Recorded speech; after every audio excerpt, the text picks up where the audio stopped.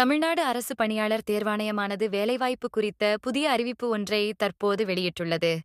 இதில் டைபிஸ்ட் பணிக்கென காலியாக உள்ள 50 பணியிடங்கள் நிரப்ப உள்ளதாக தெரிவிக்கப்பட்டுள்ளது. தகுதியானவர்களின் விண்ணப்பங்கள் வரவேற்கப்படுகிறது. இந்த பணி குறித்த முழு விவரங்களையும் கீழே தொகுத்து வழங்கியுள்ளோம்.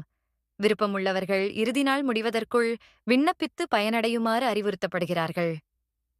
காலி பணியிடங்கள்.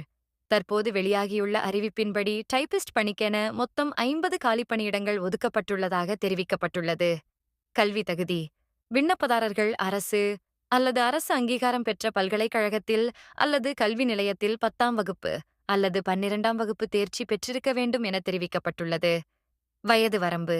விண்ணப்பதாரர்களின் குறைந்தபட்ச வயதானது 18 என்றும் அதிகபட்ச வயதானது 32 என்றும் நிர்ணயிக்கப்பட்டுள்ளது.